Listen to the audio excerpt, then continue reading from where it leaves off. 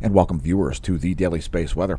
We are starting things out here with 171 angstroms from SDO, the house favorite wavelength. We've got lots of filaments on the Earth-facing portion of the solar disk. A general decline in solar activity. Only one major earthquake in the past 24 hours, and an amazing tropical cyclone about to strike Philippines.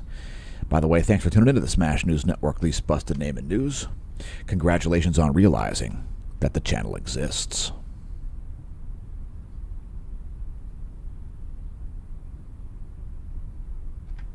Here we've zoomed in on the equatorial region for you. The most significant flare players were this sunspot group up here and this sunspot group down here. As forecast yesterday, this group did get a name. That's 3316. And we've got a close-up of some plasma filamentary activity there. A giant plasma filament that's many Earth diameters in length, rising up there over the southeastern limb.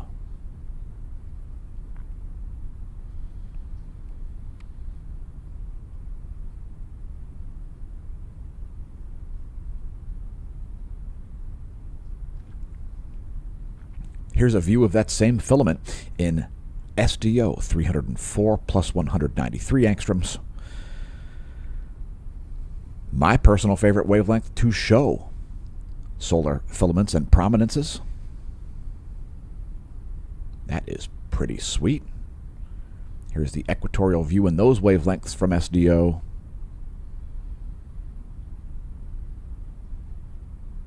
And there is a huge plasma filament up here which is looking increasingly unstable. Some of the plasma has reoriented in the past 24 hours. Maybe it'll be more obvious in the full zoomed out view. There is the full SDO disk.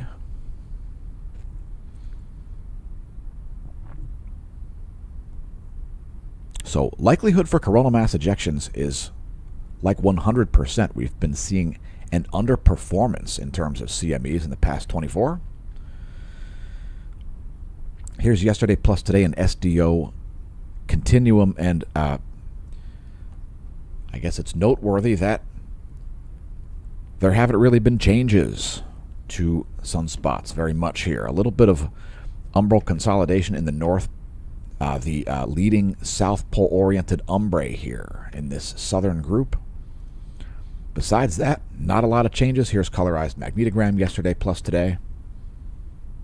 These active regions that have risen up here are not, at least they weren't when we did show prep, sunspots. Let's briefly take a look at what's going on Croissant Earth. Looks like the volcano list has shrunk. So we're seeing less volcanoes on the list than yesterday. Luatolo is exploding, producing a 7,000-foot ash plume. Semeru exploding 16,000-foot ash plume over East Java, Indonesia. Popocatépetl continues to explode in central Mexico, flight level 190. That's a 19,000-foot volcanic ash plume. Revenador, emissions observed of volcanic ash there in Ecuador from Revenador, and continuous emissions from Sabancaya. Here's the past 90 days of seismicity. There was one 6-magnitude quake, likely felt by just this side of nobody. It was out there in between Nyafu and Tonga. There's the epicenter of that 6-magnitude quake. Probably felt by approximately 4 people. It came in at 0:11 early this morning. It was at a depth of 223.9 kilometers also, so not likely to be felt there, that 6-magnitude quake, the largest of the past 24 hours. Now we'll briefly scroll up the list here from USGS, citing quakes over a 5 magnitude. There have been some quakes in California. Prince Edward Islands region also had a 5.0. By the way, those California quakes have not exceeded a 5 magnitude. There's that 5.0 at Prince Edward's Island, a 5.1 on the Band Sea there north of Australia, There was a 5.9 west of South America there at the West Chile rise. And then that 6.0 at Tonga. Interestingly, no aftershocks, so that quake could be a foreshock. Keep in mind, any quake could be a foreshock. Don't assume that the quakes are over because you've seen a big quake. Here's a brief zoom in on California. A couple quakes near the Nevada border there. Shout out to Smash Staff's mom. Did you feel that quake? The 10.7 centimeter radial flux has dropped down to 149 solar flux units. Again, we're seeing an overall decrease in solar activity since yesterday.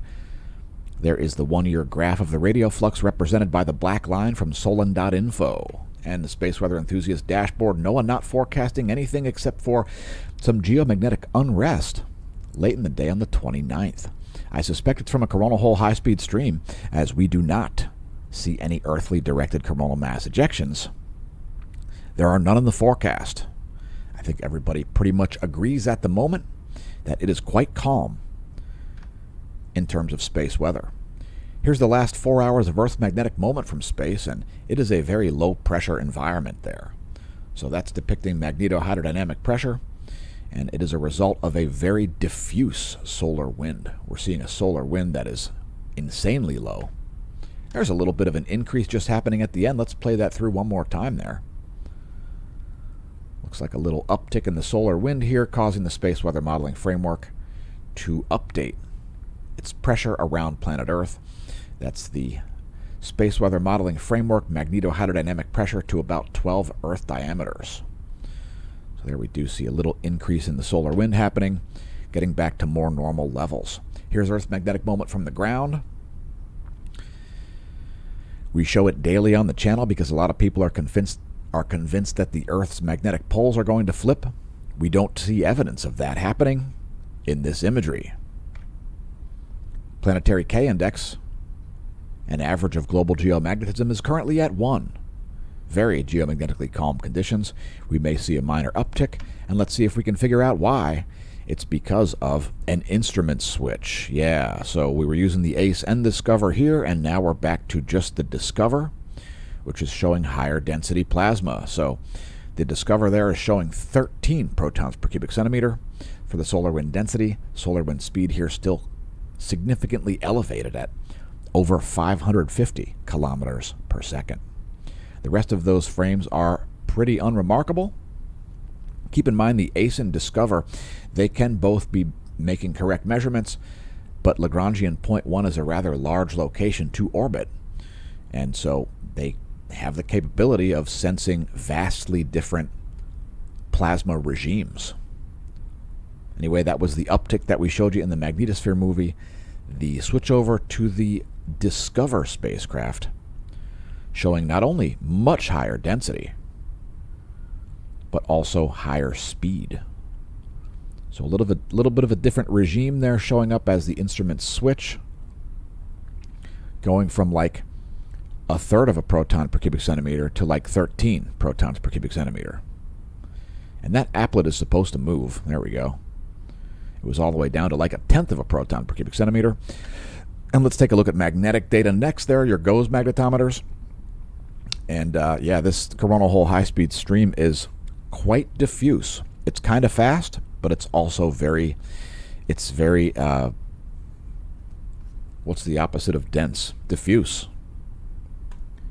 There's not a lot of material, although it is moving fast. So the heliospheric current sheet is about to change. There is a North Pole current sheet that stereo A is just arriving at now. If you look at the last frame here, there you can see stereo A is just about to move to the North Pole current sheet. And we can expect Earth to move into the North Pole current sheet within about 12 hours, I'd say. That's the top view ecliptic plane field plot. Here's our line of sight field plot. And we do have North Pole oriented coronal holes rotating in here in the southeast. So here's our coronal hole line of sight plot. And let's bring up some more solar imagery here. There is our We've added 211 angstroms to 171 angstroms. Just spectacular detail and contrast there in the solar corona. It shows great depth. So again, there's our coronal hole line of sight plot. And if you look at the latest image, there you can see some North Pole oriented coronal holes here all around the eastern limb. So here we've got, these are South Pole coronal holes. That's South Pole. This one over here is South Pole. This undefined system here is South Pole. Here's the sector boundary crossing. And then we've got North Pole coronal holes. That's north. And actually, even up here, I should get rid of that. This one here is north. That's north. And that one is north. The rest of these are south. And let's move to sunspots. So no new sunspots. A little bit of umbral consolidation with sunspot 3315, which we'll show you here next. And we don't even see any significant active regions rising. There still is a possibility of large solar flares, as there is some magnetic complexity. And let's take a look at some SDO imagery here of sunspots. There is yesterday plus today. Okay, there is actually some growth happening right here as we make the video. So there is a change happening there in sunspot 3316. That is the most major change that's happening. Most of the rest of those sunspots are largely stable. So again, you can see a little bit of umbral consolidation here and some higher speed migration by those leading South Pole umbrae in the south. A little bit of growth of these trailing South Pole umbrae in the northern hemisphere at 3316. We've also got the 1600 and 1700 angstroms wavelengths, which are totally sweet. And you can see the size of those sunspots. We've got no less than half a dozen sunspots that are larger than the Earth. Again, likelihood of large flares is still there, although it has dropped in the past couple of days following about 48 hours ago a little bit of degradation of those sunspot groups. Let's move on to energetic particles. No spikes in the proton flux despite some M-class flares. At least one M-class flare. It was of a rather long duration there. Peak flux was right at 2300. Yesterday evening, just before 1 hour before midnight universal time, peak flux was M1.37. It was an M1.37 flare. And let's take a look at, here we've added 94 to 171 angstroms.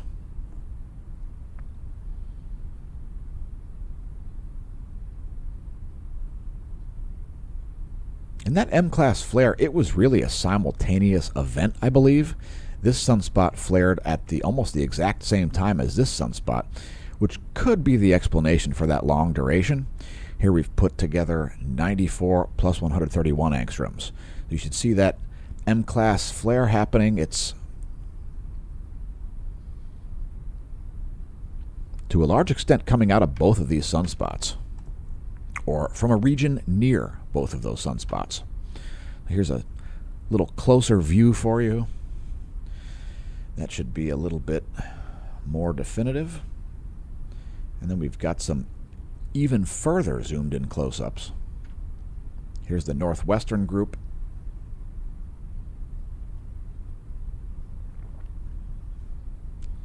Again, that M-class flare coming in right at 2300 universal time. And here's that group in the south.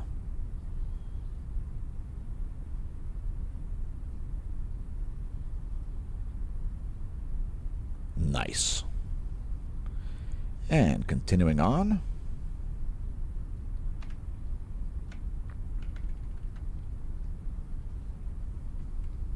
Let's talk about the channel. Congratulations on realizing the Smash News Network least busted name in news exists. We're not kidding when we say that because, well, the algorithms of certain organizations make absolutely no sense. They're basically self-destructing as time goes on. And frankly, we don't know what their problem is. So we always like to encourage our viewers to take a look up. And here's a little course on how to find Polaris. So if you're in the Northern Hemisphere, you may find it very easy to find the Big Dipper. It is in the constellation Ursa Major. So if you see right here, here's the Big Dipper, and here's the part that holds the liquid, right? So if you look at the part where the liquid spills out, which is this part right here, those two stars form a line that point right at Polaris. So Polaris being the celestial north pole of the planet, all the planets, all the stars in the northern hemisphere orbit Polaris. An easy way to find it is just by following those two stars in Ursa Major. It leads right to Polaris. Now, back to talking about the channel. If you want to support the channel via subscription services, consider becoming a member of the Smash Team. SmashOmash.com/Smash Team. There is a gold, a silver, a gold annual paid-up subscription level, and a bronze level. The best value is the gold annual paid-up subscription, as you get the benefits of a gold level membership. And it's almost like getting 4 months of a gold membership for free because there's complimentary merch. SmashOmash.com/Smash Team. It's our own subscription services site. Pardon the weird keying today. I am wearing a black shirt, which we'll get to here. Today's featured product is Smasher Price, my first scamdemic. So congratulations on surviving a global scamdemic. It's one of our first pieces of merch. And it features the whole planet wearing a mask. Get yourself a souvenir to congratulate yourself on surviving a global scamdemic so far. And congratulations on not being dead. Our favorite viewers are ones who are not dead and ones who click on our links, pick up merch, tell their friends and foes about us. We put smashomash.org across that giant planet-sized paper-faced diaper. Let us know in the comments if you think those things were effective during the Justinian Plague, the Black Plague, the Spanish flu, the SARS and MERS epidemics, the early 2000 Asian bird flus, and so on. Let us know if you think those face diapers were effective in 2020. What about 2021? What about 2022? What about 2023? Why are they still wearing them? I don't know. It must be because of complete delusion. Don't get delusion and hallucination confused, folks. Delusions are hallucinations that people actually believe. We've also added new products to the Amazon shop, so if you haven't checked that out, that's in the links below the video as well as on the homepage at smashomash.com. We've added bathroom, bed, and beyond. So you can find spices there to perhaps improve your oxygen contents. Yeah. Also, our coffee selections. If you want to check out our Faraday hat, the one that reflects radiation, you can find that there as well. You may see a paid promotion. That is our Hemp Lucid affiliate. Of course, we are paid commissions on all of these things, a tiny portion, as we've had to seek out various different ways to make this channel into what you would call sustainable.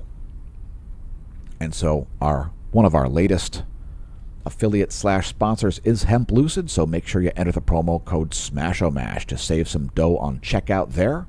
It'll save you 10% entering the promo code SMASHOMASH on checkout. You can also shop via our link. Thanks to everybody who has picked up merch, become members of the Smash Team, etc. Again, links below the video as well as on the homepage to the Amazon shop, the Redbubble shop, the Hemp Lucid shop, and the Smash Team. And there's the homepage. And welcome to the Neo-Renaissance. We are in the process of composing a paper that plausibly explains the mechanism underlying the solar sunspot cycles.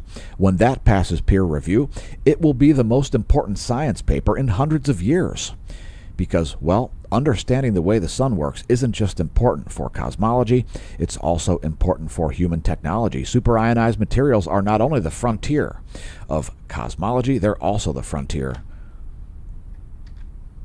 of human technology. So here's your solar system forecast. This is where things are currently, and we're going to show you where things will be in 1 week. Here's where things will be on June 3rd as we approach the June full moon early in the first week of the month. And Mercury swings over to join the gas giants as it leaves the terrestrial planet side of the solar system. Let's look at coronagraphs next. Here are George Mason's coronagraphs from yesterday, and there are some minor CMEs there. They don't look like they're earthly directed to me. If you think we're incorrect, let us know in the comments. Here are today's coronagraphs. An additional 39 frames there. We'll also show the Soho-Lasco C2 and C3 together. And we really have been seeing a shortage of coronal mass ejections in the past 24 hours. We'll also show stereo A just to make sure that we provide all the data here. Stereo A there located just behind the Earth orbitally speaking, as Earth is beginning to overtake stereo B. And stereo A is moving up to overtake Earth. So anyway, these are the coronagraphs. And again, not a lot going on there. How about some custom coronagraphs? There are the past 24 hours. Some minor CME activity there. We've also got SDO 193 angstroms there in the center.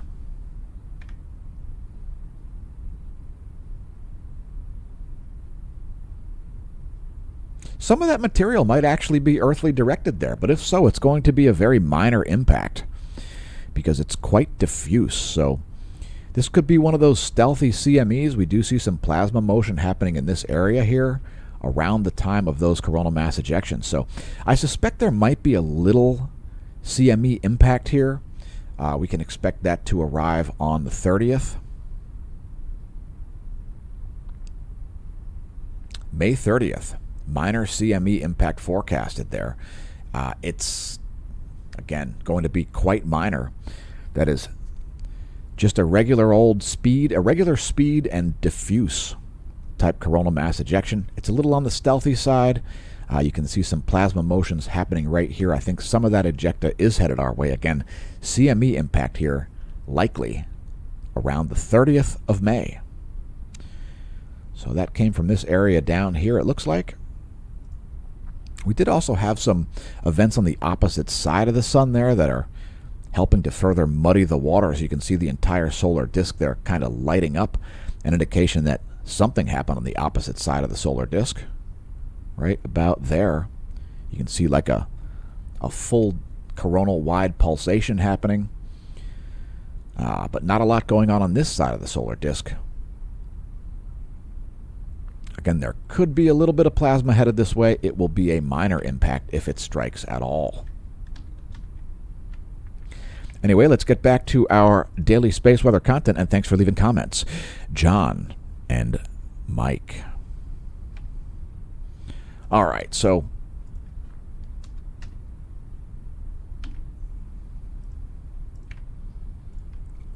let's talk filaments. There are some very dense and very large filaments on the Earth-facing portion of the solar disk, according to the Solar Observatory here at Udaipur, India. So look at all these dark features. I mean, you've got 1, 2. Now wait, is that one gone? Certainly 3. There's at least 3 significant filaments. You could even say that this one here is probably 4. So some significant plasma filaments there. Again, likelihood of additional coronal mass ejections here is very high. Remember, folks, you don't need solar flares or even sunspots to see coronal mass ejections. We learned how to forecast coronal mass ejections before they leave the solar corona around the time of solar minimum. It was one of those things that accidentally happens in science. You end up with answers to questions not asked. So here are the past couple of hours in the GOES 16 SUVI 94 angstroms wavelength.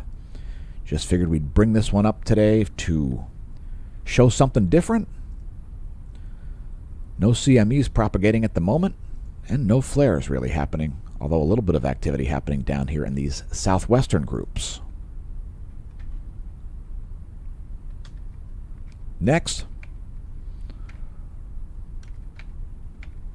we're moving on to bonus features, starting with the satellite's community dashboard. And we have some significant charging hazards here over Southern Africa, the Southern Atlantic Ocean, Southern Indian Ocean, and West Pacific. Those are significant internal charging hazards caused by high-energy electrons getting inside of internal workings of satellites. So we could see some communications failures there as a result of that. Some significant internal charging hazards there. If you want to follow that yourself, that's the satellite's community dashboard. Here's the electron flux as measured by the GOES 18 and GOES 16. We got a little higher levels of electron flux here than I think was forecast. There's the one-year chart to put it in context. Not as high as you get, but in the upper range there. That is a one-year graph from Solon.info, and there is the forecast model from NOAA. NOAA expecting slightly lower levels and then a dip in the coming days. No arguments from me there. We're going to show you the vibrational frequency of the F layer of the ionosphere next. Keep in mind, folks, that the Earth's atmospheric levels feature temperature inversions. In other words, the troposphere is warm at the surface and cold at the top. The stratosphere is cold at the surface and warm at the top.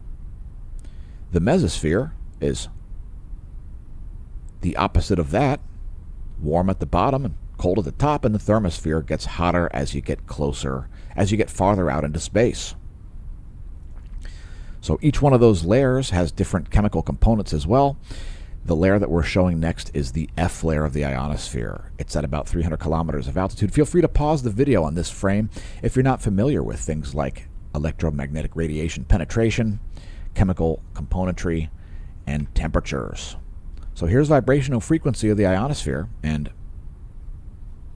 once again, quite a lot of low frequency anomalies showing up here.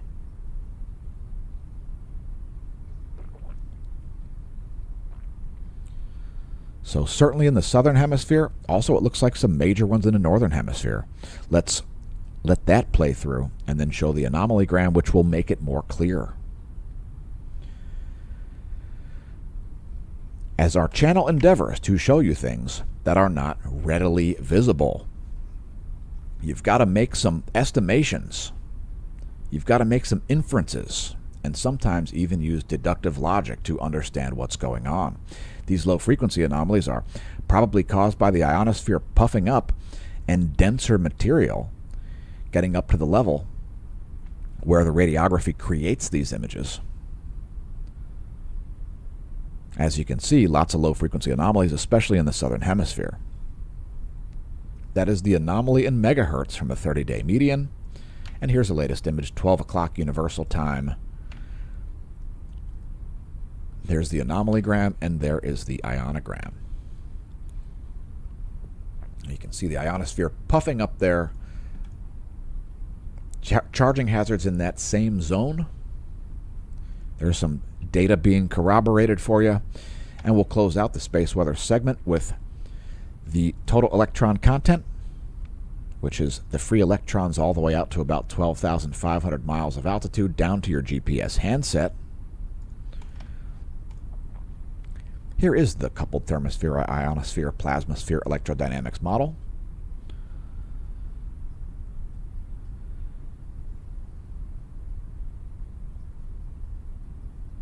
We are seeing some significant electron contents here in perhaps some unexpected places. So that's going to show you the most likely places to see GPS errors, folks. The total electron content, it's literally a count of the free electrons in the atmosphere, the ionosphere, the plasmasphere, the inner and outer, the inner Van Allen belt, and the inner portion of the outer Van Allen belt. Here's just North America.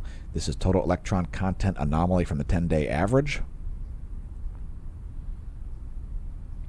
Nothing too crazy going on there around the North America.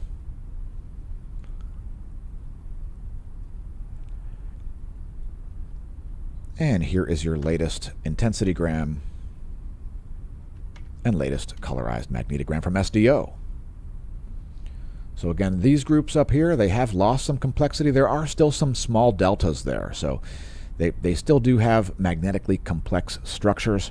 You can see a northern umbra here and a southern umbra there. Let's show that in both intensity gram. There we go. There's the rock back on those groups.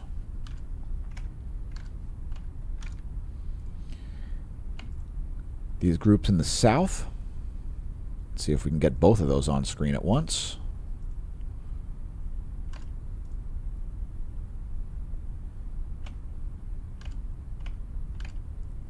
All right, so that's pretty sweet. This group right here is now the most likely group to produce a large flare, in my opinion. It is now beta gamma delta class. So you can see a lot of, let me bring up the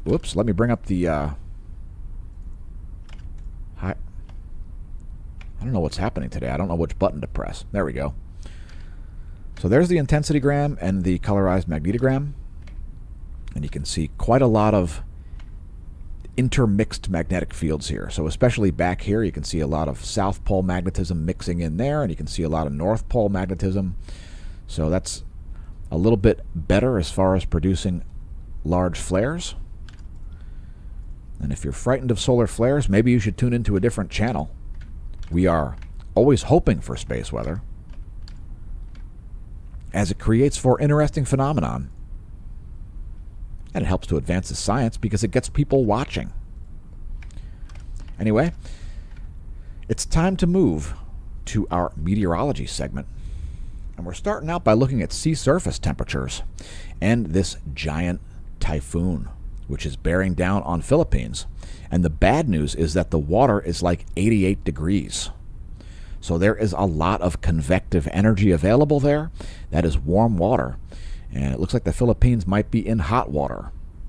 So that is a major storm indeed. I mean, we're seeing winds over 100 miles an hour yet.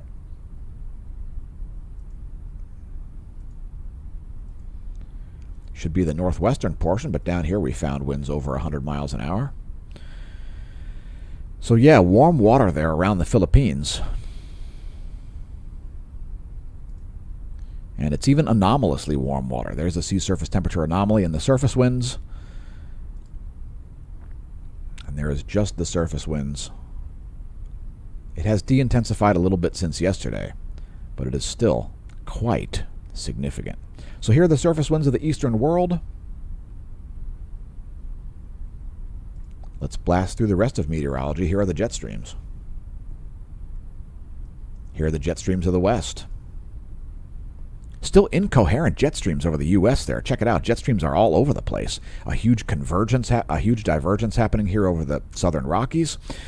We've got a low pressure here over the Mississippi Valley. A convergence of jet streams here in the northern Atlantic.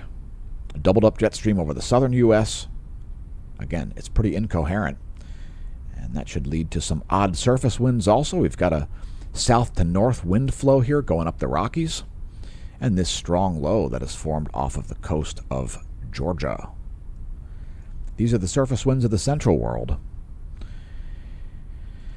And these are the jet streams. Fun fact about me, I discovered about 15 years ago that it is way too easy to forecast the weather, and so I needed an additional challenge. I realized that there are variables that might not be covered in traditional weather forecasts, and so here we are, putting meteorology along with your space weather. Well, let's do it. So here is some stunning satellite imagery of this system. which is not animated because reasons. Give that a minute to spool up, folks. Don't worry, our internet connection is blazingly fast. And there is the current 2 hours, the last 2 hours of satellite data there. As that thing, it looks like it's moving to the northwest, maybe west-northwest. It might be making a turn to the south here a little bit. Again, there is warmer water down here. So keep in mind there is more convective energy to the south of this storm than to the north. That could cause it to be pulled a bit to the south. You can view that information yourself on windy.com, who has a free mobile app, by the way. And here we are seeing the likely result of some of those satellite charging errors that we talked about. See that empty block there? That's the kind of thing you could expect from high-energy electrons getting inside of satellites. This is clouds and fog over the Americas. The shortwave radiation infrared satellite. So there is that view.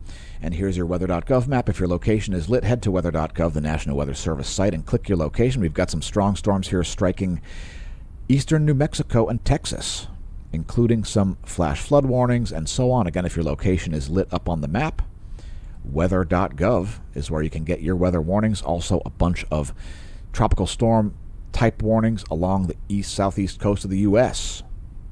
Some weather warnings in Alaska as well, and some flooding and hydrologic outlook warnings in places like Montana, Idaho, Colorado, Wyoming, Nevada, California, Utah, the Dakotas. As lots of snow melts, here come some forecasts.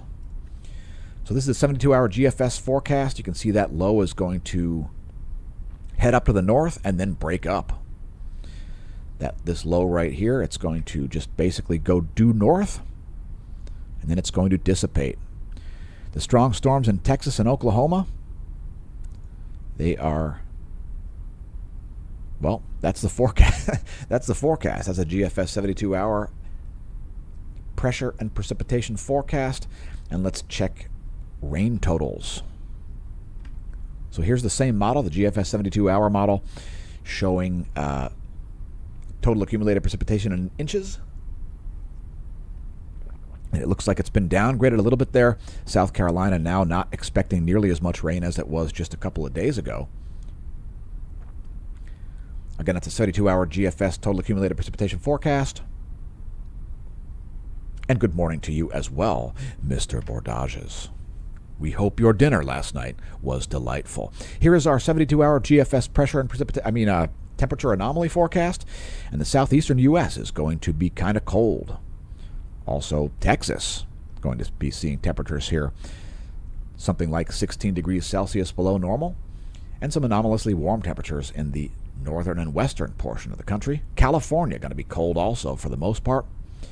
Once again, that's a 72-hour GFS temperature anomaly forecast in degrees Celsius. Here's your lightning mapper. That'll show you where the severe storms have been. Let's show you where the severe storms are with a real-time lightning map.